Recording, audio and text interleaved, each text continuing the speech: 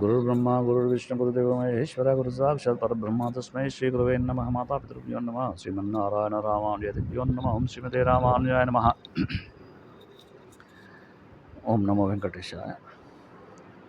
తుమ్కుంట స్వయంభూ సింహముఖ శ్రీ కళ్యాణ వెంకటేశ్వర స్వామి దేవాలయంలో ప్రతిరోజు కూడా వేదపట్టణం కార్యక్రమంలో భాగంగా మనం చేస్తున్నటువంటి ఈ యొక్క వేదపట్టణం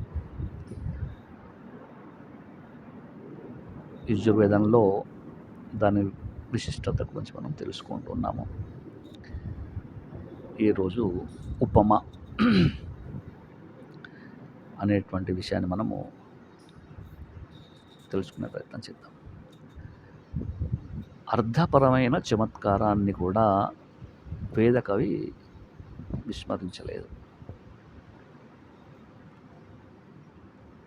ఏమంటున్నారు? అర్థపరమైనటువంటి చమత్కారాలలో చాలా ఉంటాయి. సమయస్ఫూర్తి, ఆ యొక్క పదానికి అర్థం వచ్చేటువంటి చమత్కారము, అసంబద్ధమైనటువంటి చమత్కారం ఇంకా నానా రకాలు ఉంటాయి. దీంట్లో అర్థపరమైనటువంటి చమత్కారాన్ని కూడా వేదకవి విస్మరించలేదు అని చెప్పి ఇక్కడ మనకు చెప్తూ ఉన్నారు. వివిధ వక్రోక్తులతో ఈ సొంపును సంతరించాడు వేదకవి. అందుకు సూటి అయినది, అందరికీ అనువైనదే ఉపమ. శుక్ల యజుర్ సంహితలో శతాధిక ఉపమలు కనబడుతూ ఉన్నాయని చెప్పి మనకి ఇక్కడ చెప్తూ ఉన్నారు. వాటిలో కొన్ని ముఖ్యమైన వాటి చమత్కారాన్ని మనం ఇక్కడ పరిశీలిద్దాం. అక్రం దదగ్ని స్తనయన్నివజ్జౌ క్షామారేరిహద్వీరుదః సమంజన్ సజ్జో జజ్ఞానో విహీమిద్ధో అఖ్యదారోదసి భానునాభ్యాత్యం తతః. ఇక్కడ శబ్దం చేస్తున్న అగ్ని ఎలా ఉందట అంటే గర్జిస్తున్న మేఘంలా ఉందట. అగ్ని శబ్దం చేస్తున్న అగ్ని ఏ విధంగా ఉందా అంటే గర్జిస్తున్న మేఘంలా ఉందట. వర్ణన ఎంత అద్భుతంగా ఉందో చూడండి. ఇక్కడ మన దృష్టిలో నిప్పుకు నీటికి సామ్యం లేకపోయినా కూడా వేదకవి దృష్టిలో కావలసినంత ఉంది. ఎక్కడి నిప్పు, ఎక్కడి మేఘం, దీనికి టోటల్ డెడ్ అగెనిస్ట్ కదా. అగ్ని ప్రజ్వరిల్లుతున్నప్పుడు, మేఘం వర్షిస్తున్నప్పుడు ఏర్పడే శబ్దంలో సాదృశ్యాన్ని అనుభవించాడు ఇక్కడ వేదకవి. భూమి మీద వృక్ష లతాదులను చుట్టుముట్టి వ్యాపించడం రెండింటిలోనూ సమం. పుడుతూనే రెండూ ప్రకాశిస్తాయి. మెరుపు అనే అగ్నితో మేఘం, తన రూపంతో అగ్ని అంతరిక్షాన్ని ఆక్రమించడం సమమే. మరి మేఘానికి అగ్నికి సామ్యం లేకపోవడం ఏమిటి అని ఇక్కడ చెప్తున్నాడు. అంతే కదా, అగ్ని మెరుస్తుంది, మేఘం మెరుస్తుంది, రెండు కూడా అంతరిక్షాన్ని ఆక్రమిస్తున్నాయి. కాబట్టి రెండింటికి కూడా సమమే అని చెప్తున్నాడు. మరి మేఘానికి అగ్నికి సామ్యం లేకపోవడం ఏమిటి? అందుకే ఈ చక్కని సావయోపమ భావన చేశాడు. సావయోపమను, ఇక్కడ ఉపమ మనకు కనబడుతుంది. అంతేకాదు, అంతకన్నా మధురమైన శబ్దాలతో మనకు అందించాడు. క్షామా రేరిహత్ అనడంలో తాత్పర్యం భూమిని కబలించేస్తుందనడం. అగ్నిలోని వ్యాపించే స్వభావానికి ఎంత చక్కని శబ్ద చిత్రణ ఇక్కడ మనం చూస్తున్నాం. మాతేవ పుత్రం బిభృతాప్స్యేనం, ఇలాంటి మాతా పుత్ర విషయమైన ఉపమలు ఎన్నో ఉన్నాయి. కానీ దీన్ని చూడండి. యోవః శివతమో రసః తస్య భాజతే హనః ఉషతీరివి మాతరః. అంటే జలాన్ని ప్రార్థిస్తున్నాడు. మీలో అత్యంత ప్రధానమైన కేవల సుఖానికి హేతువైనది ఏది ఉన్నదో దానికి మేము భోక్తలమయ్యేటట్లు మమ్మల్ని అనుగ్రహించండి అంటున్నాడు ఇక్కడ. దీనికి దృష్టాంతం బిడ్డలపైన ప్రేమగల తల్లులు తల్లి బిడ్డ కోసమే సారవంతమైన ఆహారాన్ని స్వీకరిస్తుంది అనడంలో ఏమాత్రం కూడా సందేహం లేదు. దాని నుంచి సారవంతమైన రక్తాన్ని సృష్టించి మరి దాని నుంచి కూడా సారవంతమైన అంశాన్ని పాలుగా బిడ్డలకు అందిస్తుంది. కవిలోని భావన శివతమం రసం అన్న శబ్దాలలో చక్కగా ప్రతిఫలిస్తుంది. అసలు రసం అంటేనే మిక్కిలి సారవంతమైన అంశమని అర్థం కదా. దానికి మరో విశేషణం ఏమిటంటే శివతమం అని. మరి బిడ్డకు దీనిని మించిన శుభదాయకం ఏముంటుంది చెప్పండి. తప్పటి అడుగులతో అటూ ఇటూ తిరిగి వచ్చిన చంటి పిల్లలకు తల్లి ఒడిని మించిన ఆశ్రయం ఇంకేమన్నా ఉంటుందా? ఆనందం, శుభం ఇంకెక్కడన్నా ఉంటుందా? అలాగే భస్మరూపంతో పృథివీ జలాలని పొందిన అగ్నిని మరలా తన పుట్టినిల్లైన ఉఖలో ఉందుగానిలే అని ఉజ్జగిస్తున్నాడు ఇక్కడ వేదకవి.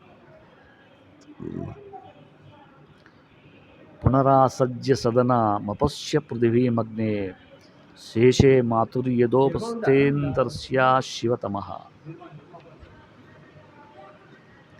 కువిదంగ యవమంతో యవం చిద్యదా దాంచను పూర్వం వియూహ ఇహేహైషాం కృణుహి భోజనాని ఏ భర్విషోనముక్తిం యజంతి అంటున్నాడు ఇక్కడ. రైతులు పండిన మొత్తం భూమి నుంచి వారి వారి పంటను వారి వారికి విడదీసి ఇస్తారు. నీవు కూడా నీకు హవిస్సునిచ్చే యజమానులందరికీ వారి వారి భోగ్య వస్తువును వారి వారికే ఇవ్వవలసిందని చెప్పేసి అగ్నిని ప్రార్థిస్తున్నాడు ఇక్కడ వేదకవి. అబోధ్యగ్ని సమిద జనానాం ప్రతిదేను మినాయతి ముషాసం యవ్వ ఇవ ప్రవయాముజ్జీహానా ప్రభానవః శిశ్రతే నాకముచ్చః. తన తల్లిని దూడ చాలా దూరం నుంచే గుర్తిస్తుంది. అంతేకాదు ఎంతో ఆశతో తనకేమో తెచ్చిందన్నట్లుగా ఎదురు చూస్తుంది. ఆ లేగ దూడ లేచి గంతులేస్తుంది. అలాగే తమోగుణాత్మకమైన రాత్రి మూసి తెల్లవార వస్తుందనగానే మానవులు ఎంతో ప్రేమతో ఆనందంతో ఆ ఉదయాన్ని గుర్తిస్తారు, ఆహ్వానిస్తారు. హవ్యాల చేత ప్రీతుడైన అగ్ని యజమానుణ్ణి ఎంత ప్రేమిస్తాడో ఎంతటి గుర్తింపు చూపుతాడు అన్నదానికి ఈ ఉపమానాలు చక్కని ప్రతిబింబాలు. ఆరాధకునకు ఆరాధ్యుని మీది ప్రేమ ఒక బాధ్యత, కానీ ఆరాధ్యునకు ఆరాధకుని మీద ప్రేమ అంతకన్నా గొప్పది. ఈ మంత్రంలోనే మూడవ ఉపమ తరచు మనం చూసే దృశ్యానికి అనువాదం. ఎత్తైన చెట్ల కొమ్మల నుంచి గుంపులు గుంపులుగా ఎగిరిపోయే పక్షుల్లా అగ్నిజ్వాలలు ఆకాశాన్ని వ్యాపిస్తున్నాయట. ఇంతటి స్వభావమధురమైన సాదృశ్య భావన ఇక్కడ మనకు కనబడుతుంది. ఉదగ్నే తిష్ట ప్రత్యాతనుష్య న్యమిత్రాః జోషతాత్ తిగ్మహేతే యోనో అరాతి సమిధాన చక్రే నీచాతం దక్షత సంనశుష్కం. ఎండిపోయిన చెట్టును అగ్ని త్వరగా నలువైపులా వ్యాపించి కాల్చివేస్తుంది. అలాగే తన శత్రువులను కాల్చివేయమని ప్రార్థిస్తున్న ఈ కవి మాటలలోని దూకుడు చూడండి ఎంత కొట్టొచ్చినట్టు కనబడుతుందో. అగ్నే తమద్యాశ్వం నస్థోమై క్రతుం న భద్రం హృదిస్పృశం బుద్ధ్యామాత ఓహై.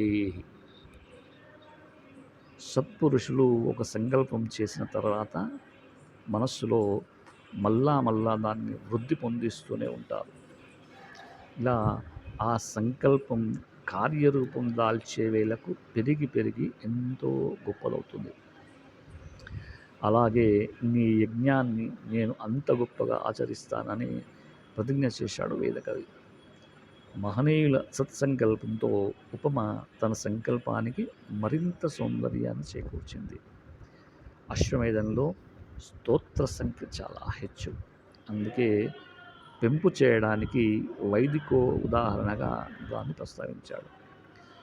ద్రుపదాదివ ముముచానః స్విన్నః స్నాతో మలాదివ పూతం పవిత్రేణ వాజ్యమాపః శుద్ధంతుమైన సహా. అంటే పాదుకలను విడిచినవాడు, పాదుక దోషం నుంచి స్నానం చేసినవాడు, చెమటల వల్ల కలిగిన దోషం నుంచి శుభ్రమైన వస్త్రంతో వడగట్టిన ఆజ్యం కీటకాల నుంచి ఎలా విడవబడుతున్నదో ఓ జలాల్లారా అలా నన్ను పాపం నుంచి విముక్తుణ్ణి చేయండి అనేటువంటిది ఇక్కడ మనకు కనపడుతుంది. ఇందులో ముచ్చటైన 3 ఉపమానాలు మనం నిత్య జీవితంలో అనుభవించే సామాన్య విషయాలు. కానీ పాప విముక్తి అసామాన్యమైనది. తను ప్రార్థించే దైవానికి అది అంతటి పనేనని కాబోలు అలా ప్రార్థించాడు వేదకవి. ఔషధులను నాటడం కోసం చెప్పబడ్డ ఔషధి సూక్తంలో చక్కని ఉపమలు ఎన్నో మనకు కనబడతాయి. ఒక్కొక్కటి ఎంతో చమత్కారాన్ని చేకూరుస్తుంది. ఆవుల అపహరించడానికి వచ్చిన దొంగ కోష్టంలో మూలకు మరొకరికి తెలియకుండా తిరుగుతూ ఉన్నాడు. అలాగే ఔషధులను కూడా మనకు తెలియకుండానే శరీరంలో ప్రతి భాగాన్ని చేరి అక్కడ ఉన్న వ్యాధిని కట్లు విప్పి పారద్రోలేస్తాయి అంటున్నాడు. ఉరికమ్మానికి ఎక్కించిన వజ్యుడు ఉరి తీయడానికి ముందే ముంచెత్తే దుఃఖం వల్ల చచ్చిపోతాడు. అలా ఔషధుల్ని సేవించడానికి చేతిలో పట్టుకున్నంత మాత్రాన్నే రోగాలు నశించాయట. కారణం లేకుండానే కార్యం సిద్ధించిందట. అతిశయోక్తితో కూడిన ఈ ఉపమ మరింత అతిశయాన్ని సంతరించుకుంది. శత్రువుల మర్మాన్ని భేదించగల శరకవచధారి అయిన శత్రువుల మర్మాన్ని భేదించగల శరకవచధారి అయిన శూరుడు తను ఏ శత్రు సమూహంలో ప్రవేశించినా అక్కడున్న శత్రువులందరినీ ఎలా హతమారుస్తాడో అలా మీరు ఈ శరీరాన్ని పొందిన అందులోని రోగాల్ని సమూలంగా నాశనం చేయమని ఔషధుల్ని అభ్యర్థించాడు ఇక్కడ వేదకవి. ఇందులోని కల్పనలో విదగ్ధతకు కొరత లేదు. రూప యౌవన లావణ్య సంపన్నులైన అభిసారికలు సనామ మనస్కలై చిరునవ్వులు చిలకరిస్తూ ప్రియున్ను చేరినట్లుగా శృంగార భావాలను ఉడకబోస్తూ ఘృతధారలు అగ్నిని చేరుకున్నాయట. తమ రాకతో అగ్నిని ఉద్దీప్తుణ్ణి చేశాయట. తనను కోరి తన దగ్గరికి చేరిన యువతిని ఏ నాయకుడైనా ఉపేక్షించగలడా? అగ్ని కూడా ఉపేక్ష చేయకుండా ఘృతధారల్ని తనలో చేర్చుకున్నాడట. ఇంతటి లలితమైనటువంటి కల్పన ఇది. ఇలాంటివి ఇంకా మనకు ఎన్నో ఈ యజు సంహితలో మనకు దొరుకుతాయి. తరువాత విశేషాలను రేపటి పట్టికలో మనము తెలుసుకునే ప్రయత్నం చేద్దాం. ఓం పూర్ణమదం పూర్ణమిదః పూర్ణాత్ పూర్ణస్య పూర్ణమాదాయ పూర్ణమేవాశిష్యతే. ఓం శాంతి శాంతి శాంతి.